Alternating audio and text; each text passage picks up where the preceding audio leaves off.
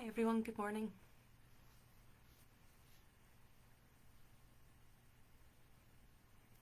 Hi, good morning and welcome to the 132nd Learn with Lorna, where we'll be looking at the story of Tommy Macpherson.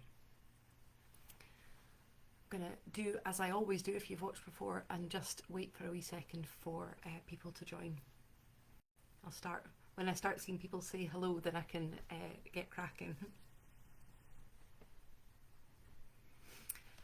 Okay, so welcome to this week's Learn with Lorna. My name is Lorna Steele-McGinn. I'm the Community Engagement Officer with the Highland Archive Service.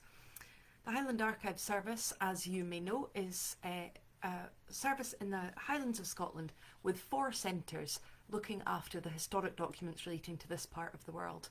We have our Highland Archive Centre in Inverness, we have Nucleus, the Nuclear and Caithness Archives in Wick, Lochaber Archive Centre in Fort William, and Skye and Lochalsh Archive Centre in Portree. Sorry, I'm reading comments coming in at the time. Sorry, Linda, I'm not sure why the link was late coming up for you today. This series, as you will know, is brought to you by High Life Highland at no cost to the viewer. And High Life Highland is a charity registered in Scotland. And there's no payment or subscription required to take part in this series of talks.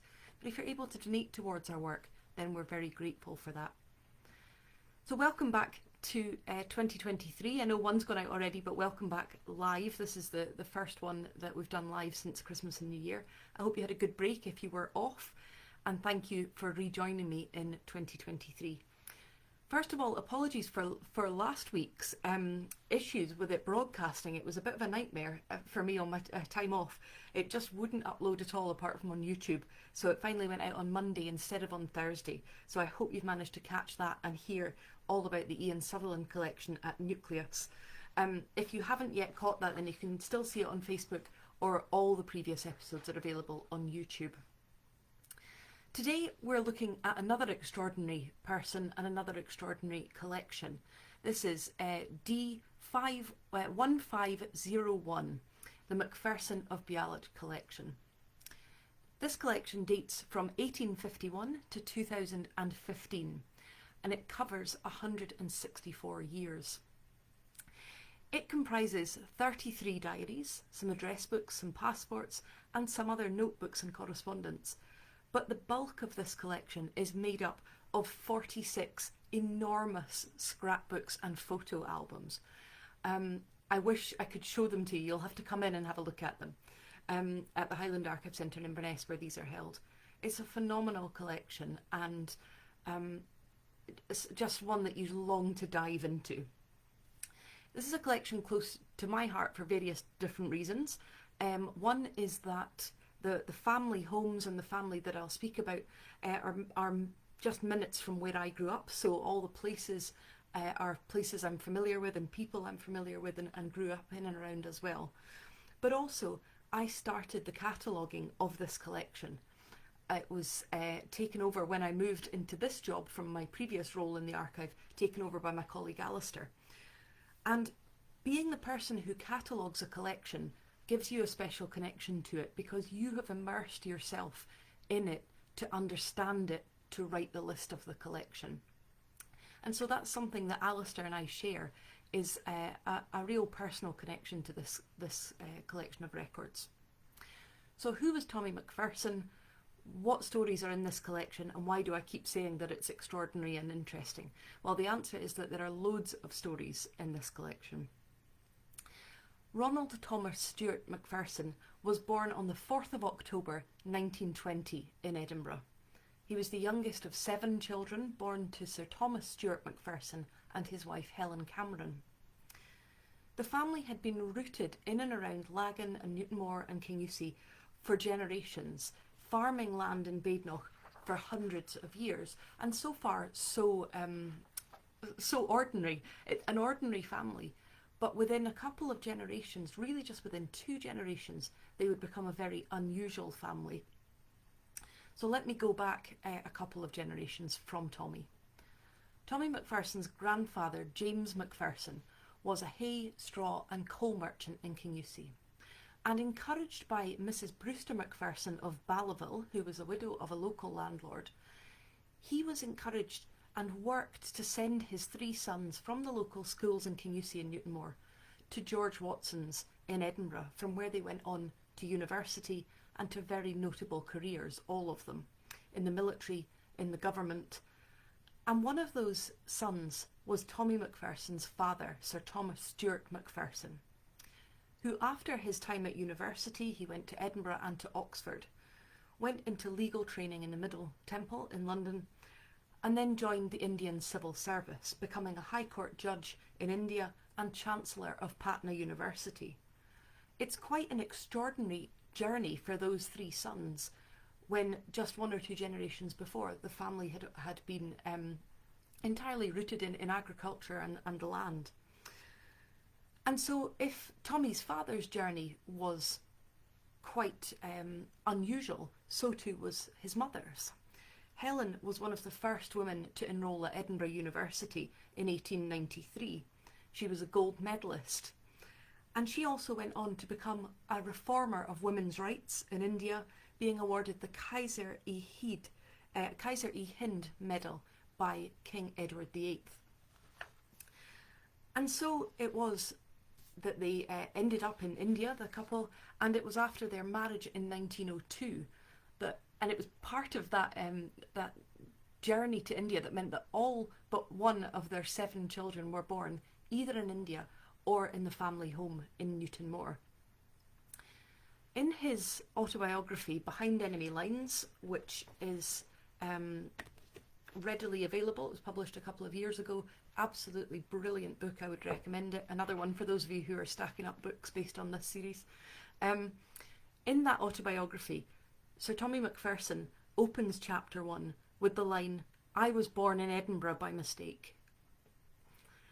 He goes on to say that perhaps he was not a planned child, as his mother was 46. He was some years later being born than all his siblings. He was sickly as a child, and his mother too suffered ill health as a result of it. He says he was born in the wrong place and that he wasn't expected to live very long. He did live a long and healthy life, as did his mother, and he lived quite a remarkable life. And I want to start by sharing with you the introduction from that autobiography. I'm only going to do, I think, 4 readings today, but they're all quite long. This is the introduction to Tommy Macpherson's autobiography, and you'll understand from it why I keep saying it's a remarkable life. He opens the book with, "There's a phrase that was used in the years immediately after the Second World War, which was applied to those of us who were in the thick of the fighting but emerged relatively unscathed. People would say we'd had a good war. If we had enough medals or mentions and dispatches to our name, we might even have had a very good war. For those of us who came face to face with the enemy, there was no such thing as a good war, just a war we survived. Our only alternative was to die in some foreign land, and it was a fate that I witnessed more often than I care to remember. I've always taken life as it came to me and tried to make the best of the circumstances I found myself in. That was never more true than during the war that broke out when I was just 18, and which consumed almost 6 long years of my life. In many ways I had much to be grateful for. By the age of 25 I had become fluent in 3 languages and had learnt the art of war. I had forged deep and enduring friendships that were to last my whole life, and I had the gongs to prove that I had done my duty. 3 military crosses, a croix de guerre, a papal knighthood, and the honour of being a chevalier of the Légion d'honneur. I had fought in Syria and North Africa, had escaped from 2 of the most feared prisoner of war camps in Europe, and orchestrated guerrilla operations in Italy and France that kept divisions of Germans and Italians busy looking for me rather than killing my countrymen. So yes, in most people's eyes, I had a good war. But it was also a war that kept me awake at night for many years. The memories of my comrades and enemies who were shot, blown up and knifed blighted my sleep. These things do not simply fade away when the whistle blows and peace is resumed. I have no doubt that a whole raft of my generation felt exactly the same. They say that survivors live to tell the tale, but we didn't want to tell the tale. All most of us wanted to do was forget, and in the years after the war we didn't really talk about our wartime experiences unless we were asked. Even then, most of us would be as self-effacing as possible. Even my own children have never really known the details of my war. Yet now, having just celebrated my 90th birthday, Time has given me more perspective on events, and there seems little point in bashfulness. Indeed, 70 years after the event, those of us who are left have a duty to remind the next generation of what war really entails. I would also like to think that I've had a life that bears retelling.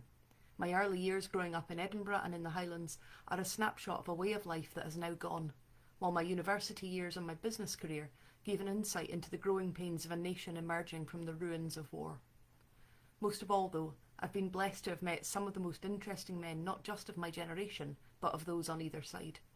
The roll call of people I've been fortunate enough to meet, occasionally befriend, and often work alongside, is something that gives me real pleasure. There are sports stars aplenty, not least my brother Phil, arguably the best rugby player Scotland has ever produced, and skipper of the 1925 Grand Slam side. There are too many to list here, but Emil Zatopek, Harold Abrahams and Eric Liddell all feature. I witnessed the first year rugby was played at Murrayfield, and I played my part in the 1948 Olympics. I've also met many statesmen and politicians, ranging from Churchill and Monty through to the Queen, the Pope, Marshal Tito, President d'Estaing. From the wider world of culture, there was Sir Malcolm Sargent, Neil Armstrong, Princess Grace of Monaco, and countless others. And in business, I've had the good fortune to rub shoulders with many legendary figures from the nation's boardrooms, and to have my contribution recognised in 1992 with a knighthood. Most of all, though, I've lived a life made full by my friends and family, foremost amongst them my wife Jean and my 3 children, Angus, Ishbel and Duncan. Of course I have regrets, things that I would have done differently, but when I look back on my life, at least I can boast that it was never dull, and what better legacy can there be than that? And that gives you an idea about why this story is quite amazing. At the time of writing that autobiography, Sir Tommy Macpherson was believed to be Britain's most decorated living war hero. Very few had the Military Cross, and I believe no others had all those other medals as well. Now, I mentioned that Tommy was the youngest of 7, and I wanted to give you a very little bit of background about his siblings, as they are all also very interesting in different ways, and this will be a very short insight, but I would recommend you go and have a wee look at some of their stories as well. His oldest brother Jim was a doctor, and I think the favourite of Tommy's siblings from Tommy's point of view. George, who was called Phil, got nicknamed Phil or GPS, was an accountant, but was also a renowned and famous international rugby player and captain. He studied classics at Oxford on a scholarship. His sister Sheila studied for a degree in physiotherapy. Neil was a fellow of the Royal College of Music, who also studied classics at Oxford on a scholarship, and he went on to become Baron Dunalban. Archie was another favourite brother, I think, from reading the autobiography. He was a distinguished surgeon and a medical lecturer, and also a hockey and cricket international. And Helen, who was called Rona, his sister, was again a talented sports person, talented golfer and tennis player who won medals in India for her sports. So a very academic family and a very sporting family, quite very high achievers in lots of areas. Tommy was, I think, around 18 years younger than Jim, so there's a real difference in him coming along as the last child. And his first 3 years were spent in India, and we have a fantastic album in our collection that dates from 1851 to 1930 and contains newspaper cuttings and poems and photographs from that time, including photos of Tommy's parents and grandparents and the family living their life in India, being transported by elephant and so on. He then spent many years of his childhood at the family home in Edinburgh, with parents either present or still away in India, and holidays and long periods of time spent at the family home in Newtonmore. And unlike the generation before with Tommy's father, Tommy didn't attend the local school in Newtonmore, although, as I say, he did spend many long periods there and he considered it home. Instead, he went to St Monica's Dame School for 1 year, which is a dame school being like a nursery, then on to Edinburgh Academy for a prep school, Cargill Field, which was an Edinburgh, or is a Edinburgh boarding school, and from there he got the top scholarship to go to Fettes College, again a boarding school in Edinburgh. So again, you see that family pattern of this high level achieving at scholarships to go on to the next level of education. By this time, Tommy's parents had moved back from India and based themselves in Newton Moor, and long, happy months were spent there. His autobiography contains some brilliant descriptions of both school and holiday life, from the hours and hours of schoolwork. I don't know if any of you went to a high-flying boarding school, but I was astounded to read that when Tommy was at Fetis, they had to be in school by 7:30 in the morning, so it's a boarding school, but they had to be in the classrooms by 7:30 in the morning. A break from 4 till 6:30, followed by supper, and then 2 hours of prep. So there you go, that's an extraordinary school day. So he talks about his school life, but also about his holidays spent in the Highlands, hill walking and playing shinty and reading and climbing, particularly with his brother Archie, to watch and photograph eagles and other wildlife, picking fruit, roaming around the countryside, and to quote a phrase, messing about on the river. A real image of an idyllic childhood. And the albums that we hold reflect all of this, and they act as a visual companion when you're reading that autobiography. There are school photographs that you can look at of Tommy in uniform that relate to his periods at school. There are photos of those eagles. There's a whole album of the eagles that he photographed with his brother Archie. There are images of him larking about on hill walks and messing about with friends and siblings. And as I say, it's a real privilege to be able to read that autobiography and use that kind of visual companion of the collection that we hold. Aside from continuing that family tradition of academic ability, those years also fired in Tommy another family love of sport, and sport at a high level. He was, from young age and right through his life, a passionate fan of rugby and cricket, playing in first teams for his school and then on into university as well. When he was at Cargofield, he won all but one of the sports event in the final sports day, aged about 13. At Fetis again, he went on to continue to be a high-achieving sportsman, despite a diagnosis of osteomyelitis, which led to several operations and many months of painful recovery. He was in charge of the Colts rugby team and finished his final year winning the cup for Best Athlete.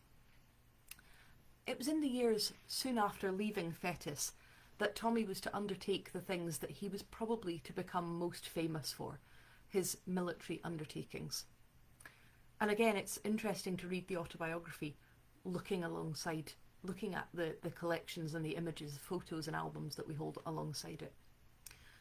There are photos and items relating to the late 1930s and 1940s, and in reading the book you really get a sense of the way that that generation was aware of the shadow that was falling over them, and that growing prospect excuse me you really get a sense that they are aware of the I am so sorry that they're aware that a Second World War might be coming. Tommy won the top scholarship to go to Oxford and study classics. But as he reached the age of about 19, those plans were curtailed by the outbreak of World War II. After joining the Officers Training Corps at the age of 16 and the pipe band, he signed up along with his brother Neil to the 4th Queen's Own Cameron Highlanders, which was being augmented to increase the scale of the territorial army in case of outbreak of war. And I wanted to share this extract from his autobiography to you. He says, by the time the Officers Training Corps at Cameron Barracks drew to a close, it was late 1939, and the preparations for war were obvious everywhere you went. The politicians kept saying it wouldn't happen, but every dog in the street knew that it was coming and that there was very little we could do about it. That was the atmosphere in which I briefly went home to Newton Moor. As a boy and a young man, I had walked the hills around Newton Moor virtually every day, and I knew the surrounding countryside intimately. Our right to roam may have been formalised recently, but back then, as long as we didn't interfere with the shooting, fishing or stalking, we always had unrestricted access to all the hills and moors. and I took full advantage, walking long distances and improving my fitness, speed and stamina. During this brief interval between leaving the Cameron barracks and listening in silence to Chamberlain's solemn declaration of war, I remember climbing Achaliach, the majestic Munro that towers more than 3,000 feet into the skyline behind Newtonmore, and breathing in that magnificent view. On a clear day you can virtually see from coast to coast across the broken land of the Highlands. So I committed that view to memory, wondering whether I would ever see it again. My generation had been brought up at the knees of fathers and uncles who had served in the First World War, and we had absorbed an absolute belief that the lifetime of a second lieutenant at the front did not exceed 3 weeks. The dreaded call to arms wasn't long in arriving. One day at the end of August, the local postboy pedalled down from the village with a telegram for me. It simply said, Macpherson, Cameron Highlanders. That was all. The whole preparation for war, the whole personal drama, encapsulated in a single sentence. I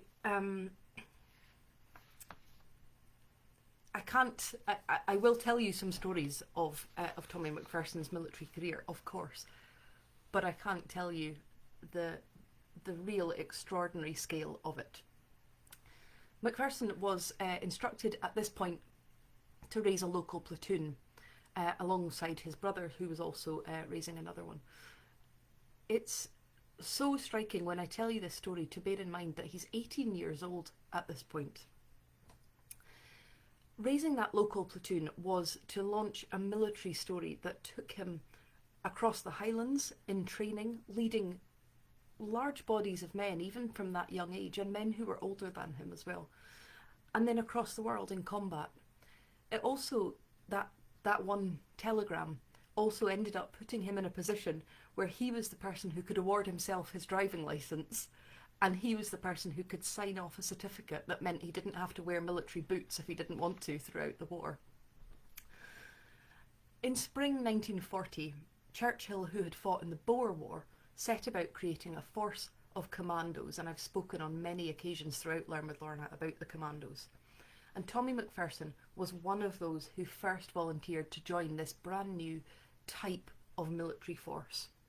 He supported Simon Fraser, and if you remember me talking about the Boer War, you'll know that Lord Lovat had set up the Lovat Scouts. This is the son of that Lord Lovat, who was involved in the mounting training and fieldcraft skills training of the combat training of the commandos. And Tommy Macpherson signed up to support him and ended up becoming his assistant, using all those skills that he had learned in the years that he had walked and climbed in the Highlands. He undertook, along with all the commandos, intense training in Loch Eilert, in Arran and elsewhere before being sent on to South Africa, Cyprus, Egypt and so on. As I say, I don't have time to go into all the details of the training and all the details of the many operations over the 6 years of war. But I wanted to share some of the stories that have made Sir Tommy Macpherson so famous. And I'd encourage you to come in and have a look at the albums that we hold if you're able to, but also to read Behind Enemy Lines, that autobiography, for more stories. And I think the simplest way for me to condense some of this experience is to share with you an extract from Tommy's obituary that appeared in The Scotsman after his death. This was written by Richard Bath.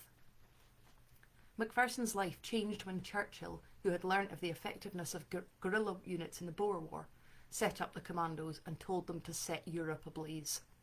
Macpherson immediately volunteered. Again, remember, 18 years old at this point. He immediately volunteered, and he found himself in Arran, alongside legendary figures like Blair Mayne, taking crash courses in how to stab, shoot and kill, skills he employed in Lebanon against the hostile Vichy French in the Litany campaign, where his reckless courage earned him his first military cross. If his first taste of action was a triumph, his second was a disaster. Dropped off the coast of Libya to recce the landscape ahead of the ill-fated attempt to capture Field Marshal Rommel, the submarine due to be picking him up failed to make the rendezvous, and he was forced to walk hundreds of miles to safety. He made good time for a few days until a patrol of Italians on bikes appeared out of nowhere and captured him. His regular escape attempts eventually bore fruit, only for him to be captured after a week on the run.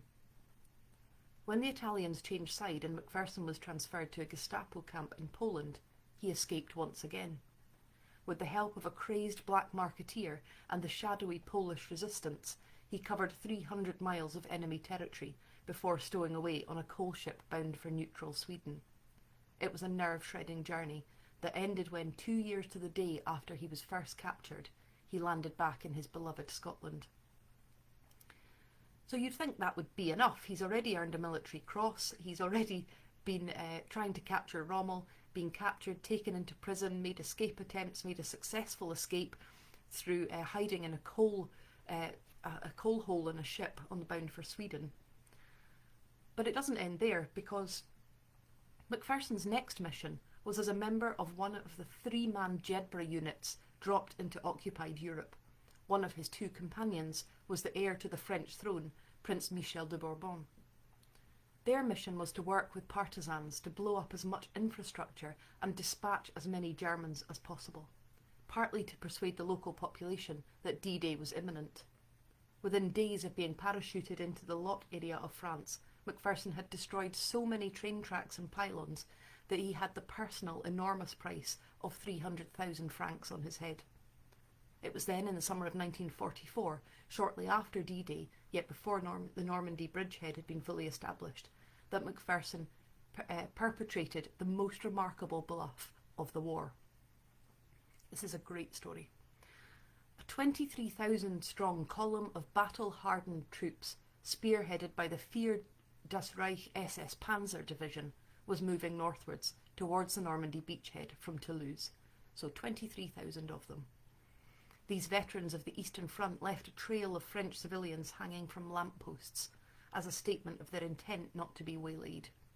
Yet the 23-year-old Scot, Macpherson, donned his full uniform, kilt and all, and drove through 10 miles of German troops in a stolen Wehrmacht jeep and pulled up at the Das Reich field headquarters to confront their stunned commanding officer, Major Essler. When the lunatic so-called Scotsman who keeps blowing up bridges, the man whose face adorned wanted posters throughout France, stepped out of the jeep, he must have looked a picture. Armed with nothing more dangerous than a ski-and-do, he had come to deliver terms. He told Major Essler of his 20,000 crack troops billeted around the corner, that he had troops at his disposal, and that the RAF bombers could be called up to bomb the Das Reich into oblivion. Surrender at once, he told them, or die. In reality, all he had behind him were a few French irregulars who would have been slaughtered by the Germans. And so it was that a young man barely old enough to buy a pint in Newton Moor accepted the surrender of 23,000 crack German troops from a black uniformed SS colonel with a bluff. That was by no means the end of his war, far from it. Parachuted into northeastern Italy, he faced even more hardships and danger than he had encountered in France. Betrayal, torture and murder all featured prominently in his time there, yet he managed to make arguably an even greater impact as he hastened the German departure from Italy and prevented Tito from annexing the whole northeast corner of Italy as he had planned. Is that not an extraordinary story for someone who by the end of the war is still only 23? And just to add to that, as I said, that extract was from the Scotsman obituary, but just to add a little extract that was also written in the Telegraph at the time. Macpherson returned to England in September 1945 and was demobilised. He rejoined the TA and was attached to the 21st TA's SAS TA. In 1956, he was staying in a hotel on Lake Bled near the border between Yugoslavia and Italy when he received a rather peremptory invitation from Marshal Tito to visit him at his summer residence. In the aftermath of the war, Macpherson had played a part in foiling a plot to incorporate the Friuli Venezia region of Italy into Yugoslavia, and so he had reservations about complying and meeting Tito. But when he went in, and he describes in his autobiography that he's fired with a fair amount of Dutch courage to meet Tito. "Ah, Macpherson," Tito said as he was ushered in, "I've been looking forward to this meeting. We tried so hard to kill you." Extraordinary. And that nickname that I gave the title of this episode, The Kilted Killer, came from this period. The other thing that I didn't refer to there is the fact that he was mistaken at one point for the wife of the French commander because he was wearing his kilt. There are photos of all of this period in the albums that we hold. Photos of his time in uniform, photos of his time being held in Gavy, a very severe prison. 2 weeks after returning from the war, and still only 25, Tommy took up the place that he had been offered at Oxford University at Trinity College and went on to graduate with a first in philosophy, politics and economics. He immersed himself in sport during his time at university, playing rugby, hockey, athletics. He played for the London Scottish. He organised sporting tours of Europe, much of which while Europe was still under military control, and that was why he was chosen as the person with the skill set to organise. He was friends with Roger Bannister, the famous runner, famous 4-minute miler, and he beat his friend Roger Bannister over a half-mile distance, and he writes in his autobiography that that is his crowning sporting achievement, that he has beaten Roger Bannister in a race. He had the option of being in the 1948 Olympic squad, but work took precedence. And that work was as a PA to Stuart Mallinson of William Mallinson and Sons Timber Company. He went on to work for Mallinson after a short spell when at university he was approached to be a tutor to Prince Edward, who would go on and become the Duke of Kent, and became a royal equerry, an extra equerry for royal engagements. And so he spent some Christmases, some New Years and some weeks in the summer with the royal family at Birk Hall, at Balmoral, at Sandringham. He had the option to go on to teach at Eton, but he refused various different offers, feeling that business was calling him instead. It was in 1952, and while at Mallinson's, that Tommy would go on to meet the wife who would become, the lady who would become his wife. Jean Butler Wilson was and is another fascinating person. She was studying teaching at the University of Edinburgh when they met, and she is responsible for us having this collection because she has entrusted it to our care for the family.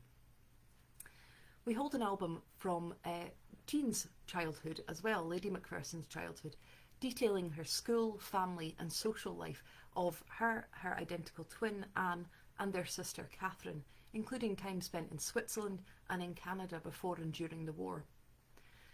The wedding album of Tommy and Jean, who would go on to become Sir and Lady Macpherson, is absolutely beautiful. It is one of the few that I've seen from this era that just looks full of happiness. It's bursting with joy and laughter and genuinely happy laughing faces. It's really lovely. And I wanted to share a little bit from the autobiography that talks about this and about the start of this relationship. It was while living with the Braithwaites in 1952 that I met Jean. We were soon engaged, and shortly after it was official, I took her for the weekend to see the Mallinsons at the White House. Not the White House, their house was called the White House. Only to find that Field Marshal Montgomery was also staying. I never served under Montgomery, but he was a legend, and also was Deputy Supreme Commander of the Supreme Headquarters Allied European Forces. He took to Jean right away, and when she teased him that it was pointless us getting married because people like him were about to make a war and I would be sent away again, perhaps never to be seen again, he said, "Bring me a bit of paper."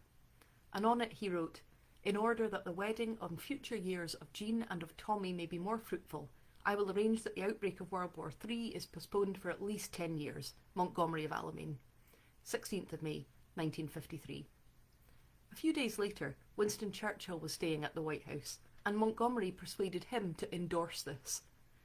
Churchill wrote on it, "Hear, hear," on the 31st of May, and initialled it WSC, upon which Montgomery said, No, this'll go down in history and they won't know who WSC is. You must make it Churchill." So he turned the C into Churchill, and the signature W.S. Churchill is rare, not normally used by him. The couple settled in London, going on to have 3 children, Angus, Ishbel and Duncan. In looking for a nursery in which to place their children, Jean decided that instead what she would do is open her own nursery in her home, because she was a qualified teacher and the family's nanny was a kindergarten teacher. Starting with their own children, 3 of the famous Mitford family, and 2 others. This grew from that into a nursery in separate premises with over 100 children in attendance. And there again are photos of this in the collection.